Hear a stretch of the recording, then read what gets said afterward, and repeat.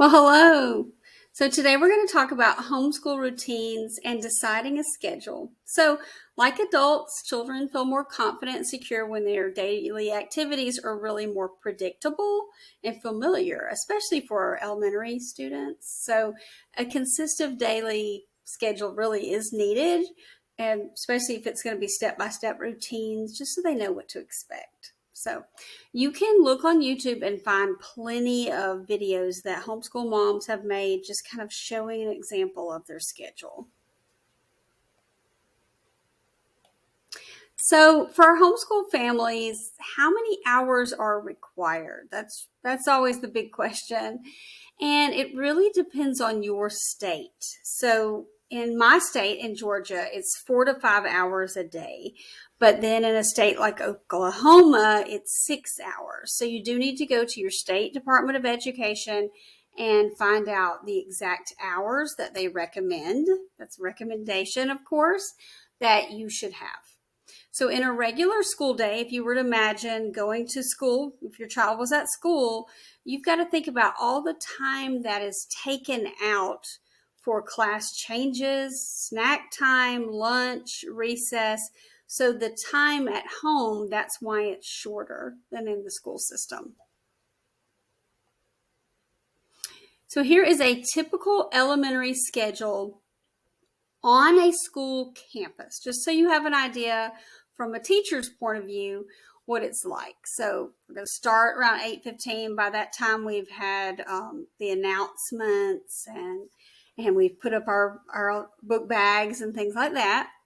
So you see that there is an order that everything is going. They know to expect reading in the morning, and then we're going to go straight to math. And the consistency of that just it makes it's less fussing. How about we'll say it that way?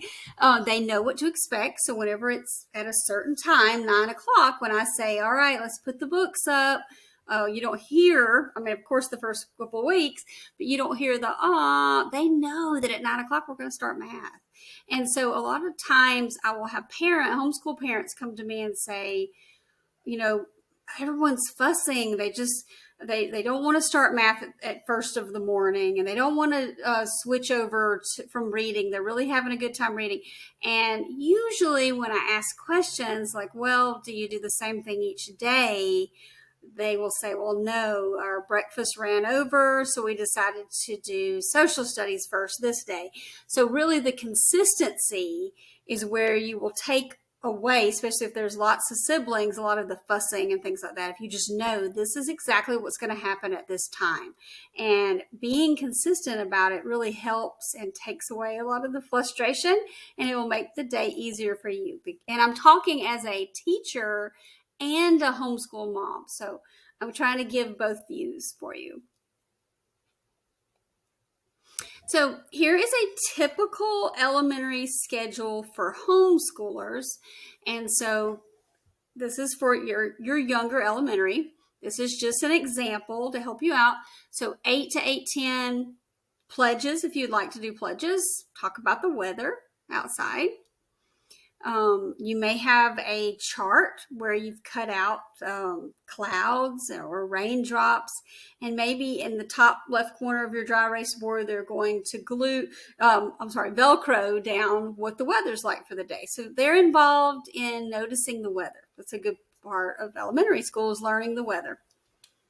So then you've got reading for about 20 minutes, and that may be just you reading a book. Or if it's an older child, second grade and up, maybe they're reading a book to you. And I want to recommend Epic Books. I love Epic Books. Epic Books is free from 8 a.m. to 4 p.m. And you can go on Epic and you can set a teacher account up as a homeschool mom and create a library of books on certain areas and things like that, so that when the child logs in, they're only seeing certain books, if you like, or they can just search. But Epic Books allows you access to thousands of books. So it's really great. And it keeps up with the minutes they read and gives them little certificates and stuff like that. All right, then we have writing time, 8:30 to 9. And that really is up to you. It could be on the topic. Maybe it's going to be on the topic of whatever you're studying in social studies. So you're kind of intertwining those two subjects together, getting two things done at one time. Or it can be on the weather or whatever you'd like. You're just really practicing handwriting skills and learn how to stay in the lines and things like that. All right, 9 to 9:30, we've got social studies.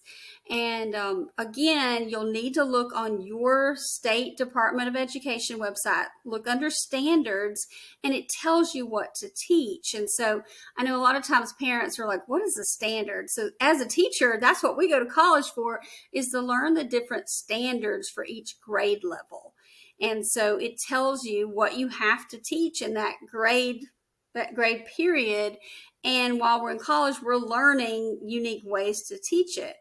And then, of course, later we're observed, like on our teacher observations, before we become a real teacher. So there's a big process into the standards that I think a lot of homeschool moms don't realize. I see on Facebook groups, they'll post, okay, my child's a second grader, I'm going to homeschool. What do I teach them? And I think they're just not aware that the list is actually on the State Department of Education's website. So if you'll go there and choose social studies second grade, it will tell you everything that needs to be taught. How you teach it, that's totally up to you. But at least it lets you know, because you never know when your child may need to go back in the school system. You could have a health problem and they need to go back into the public school system. Or if they're taking standardized tests in, third and fifth grade, you need to have taught those standards so they'll be on track. So, and it's also a really good roadmap. It kind of gives you a place to start. If it says that you need to teach, make sure that in second grade history that you teach about Pocahontas, you're able to make a checklist that you can go through and check it off. And then you've got everything covered for that subject. All right, 9:30 to 10. Now, I'm hungry by that time. I need a snack. So you can work that snack time in at a set time, or you can have snack time in the middle of science if you wanted to. Again, this is just an idea, just a suggestion. So we've got science time. It might be labs, whatever that you're studying at the time. Usually, like for our third graders, that's a big time where they're learning about the earth and rocks and minerals. You may just be going outside and collecting various nature items. So you've got snack time, and then you've got math, 10:30 to 11. Math is really one of those subjects that build as you go through the grade levels. So definitely check the standards for that one. And then you've got elective time. That's whatever your child might be interested in. Maybe your child wants to cook with you during that time period, or they want to have PE, which is walking around the subdivision with you. It's really up to you. And then you've got time for lunch, and you may be done for the day. That may be what you want to be done. Now, a lot of school systems, if the child is under third grade, will do science the first semester and then history in the place of science the second semester. So that's under third grade usually does that. Third grade and up, they usually have science and history every day. So a common method for electives, just an idea, is camp, where, Monday you're going to do something with computers during elective time. Tuesday you're going to do something with art, then music and PE. It's really up to you, but it is very, very important that our younger students do have experience on the computer, learning how to use things, especially things like Google Docs. And because those are going to be needed in the workforce later, but then also if they go back into the school system, they're using Chromebooks. So they do need to be familiar with Google Docs and Google Slides. 80% of homeschool families only have classes Monday through Thursday. And that's what I did too. And then use Friday as your day off, or maybe it's just your field trip day. So social studies and science, we talked about that. You can alternate it where science is Monday and Wednesday and Friday and Tuesday, and history is Tuesday and Thursday. Or you can rotate it where it's, one the first semester and the other the second semester. All right, so let's go to our middle schoolers. So here is an example of a typical middle school schedule on a school campus, so just so you have the knowledge of what it's like there. And so we've got like a bell schedule. Of course, they're starting a little bit earlier on this one, but we've got different periods. And as you can tell, it is very confusing as a middle schooler. The times that you're changing, snacks over at 10:06 and things like that.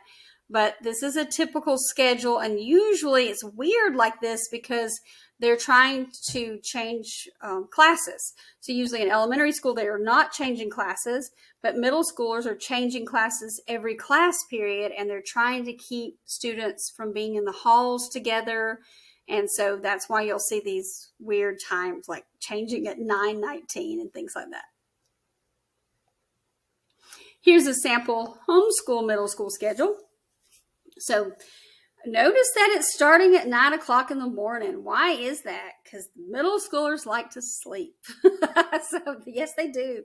And especially if you have a younger sibling that you're homeschooling, for that, you could start the younger child, and then whenever that middle schooler gets up, then get them started. So it kind of gives you a way to have a little bit of one-on-one time with the younger child in the morning. But most people that are homeschooling middle schoolers start later. So here we go. We got 45-minute periods, and that's a typical for middle school. And we're going to start with ELA, and that's our language arts. And then we're going to move on into science. And again, like I've said, I feel like a record, but you do need to definitely look on that State Department of Education on the standards, because it'll be different. So in my state, 6th grade is earth science, 7th grade is life science, and 8th grade is physical science. So you'll need to figure out which science it is for your grade. And I'm going to give you a little example. I had a friend that wasn't aware of the standards and things like that, and she had a 7th grader. And so she found a textbook, and she decided she was going to teach that 7th grader earth science. Well, then the next year she needed to go back into the school system, and it was going to be physical science, and she didn't have the basics that she needed from the year before. So that's kind of the understanding in the school system that I think that's another thing that confuses homeschool parents, is when the child does go back in the school system, if that does happen, they're expected to have already covered that material, because it's material they're building off of each year. So there's not a lot of review time. So students will kind of be super stressed out those first 2 weeks because they don't have any of that material. An example would be in a biology class, if we're talking about the functions of the cell, it's already understood that the students should know the names of the cell, and that the nucleus is the center of the cell. And so those things would not be taught. Okay, so let's get back to, we got history. And it could be your state history or world history.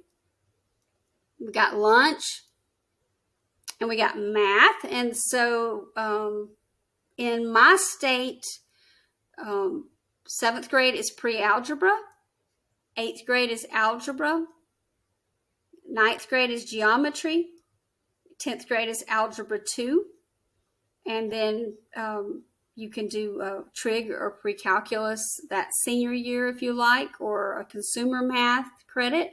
So when the student is entering 9th grade, these credits are going to matter, but you need to have them prepared so they can step on up in the math classes. And then middle school students usually have 2 electives, and you can choose whatever that is. A helpful hint, giving 15 minutes downtime before the next class, that really works well for middle schoolers. They love to snack all through the day, but also standing up and just having a break.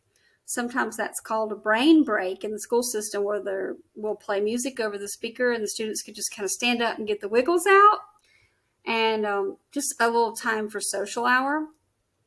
Most schools do rotate electives, where it might be Spanish Monday, Wednesday, Friday, and music Tuesday, Thursday, or they may rotate the electives every 6 weeks or 9 weeks. Middle school elective ideas, you can find a sport at the YMCA or a community club, and that can count as PE. PE can be as simple as walking or exercising, working outdoors. Home economics can count as sewing and cooking with you in the home. If the child plays an instrument and they have certain days they go to a group or has practice time, that counts as music. A group of students in your subdivision could get together to walk twice a week, and that could be PE. So you can get creative with your electives. Outschool, I love Outschool. I actually offer some classes on Outschool. It has thousands of classes.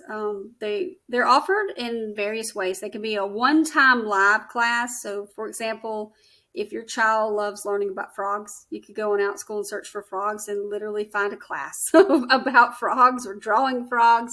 You name it, it's there. I mean, I think the last time I looked, there was 5,480 classes.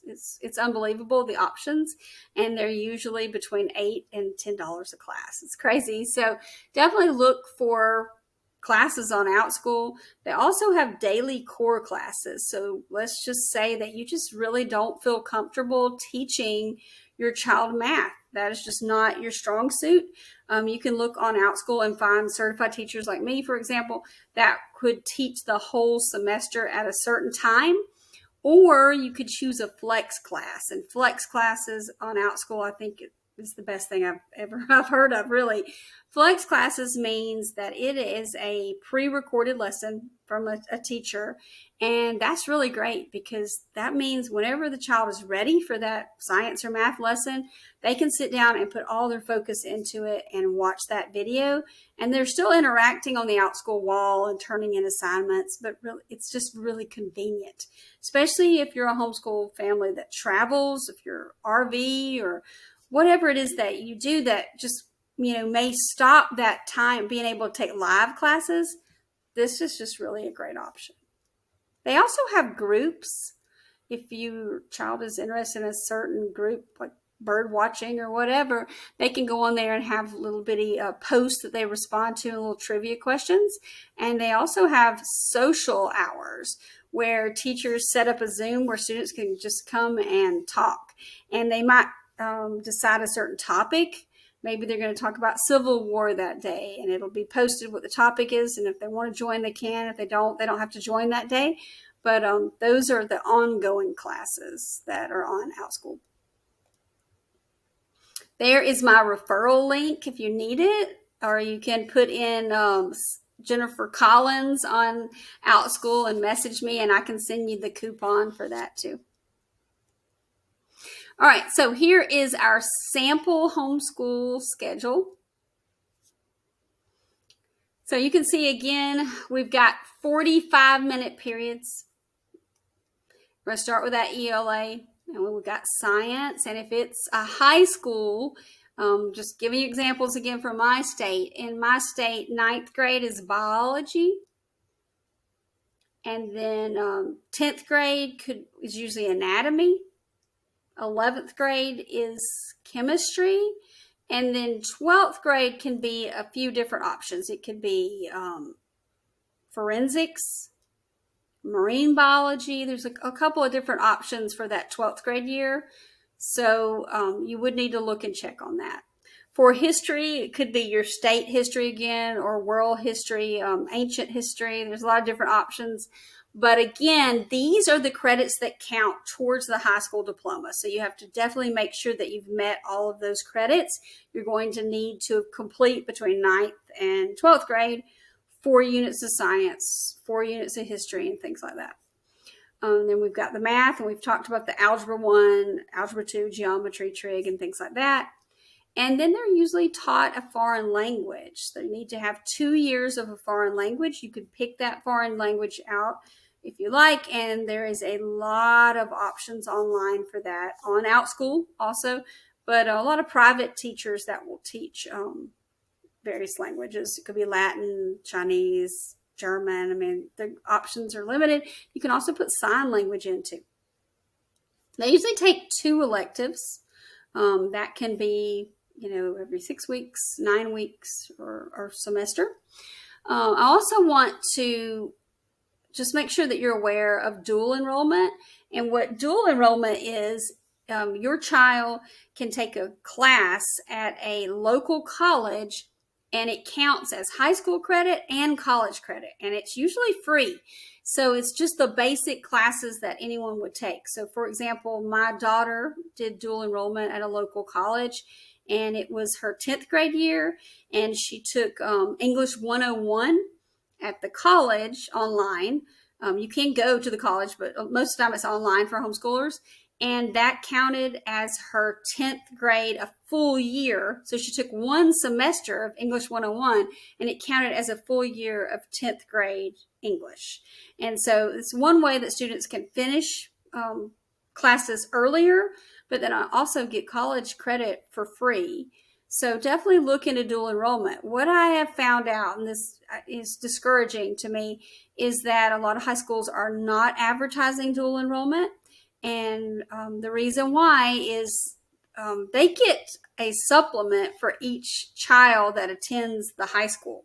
And so that really isn't advertised as much because they're not going to get the supplement if this child is not there.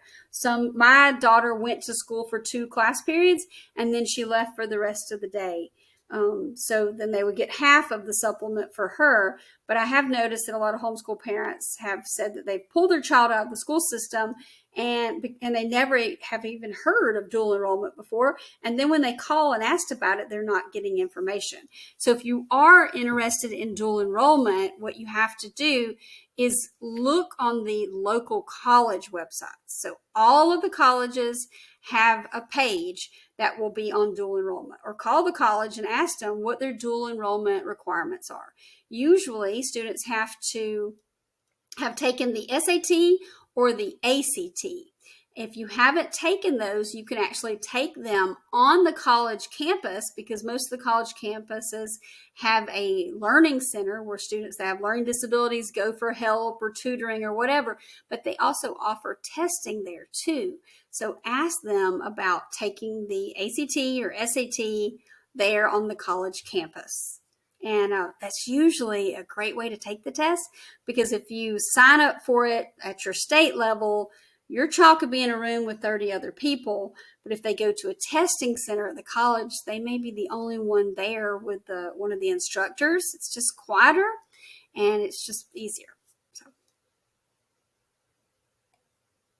All right. So let me know if you have any other questions. You can look online. These are some links to some schedule templates that I have found are very helpful. A lot of parents just get a calendar and they put a check mark. So of course you're required to teach 180 school days. Now you may be homeschooling all year long, or you may follow like the public school calendar. That's really up to you. But if you were ever questioned about it from the state, and also just for your record keeping, I would recommend getting a calendar per child actually, and every day that you homeschool, just put a little check mark by it so that you know it's completed, especially for our year-long homeschoolers. I know they're going to be traveling and things like that maybe. And so if you got those check marks, you can keep up with how many days that you've homeschooled. It just makes it easier for you. But then also these schedule planners and links are a great way to just get yourself organized. All right. I hope this helps somebody. Thanks so much. Till next time. See ya.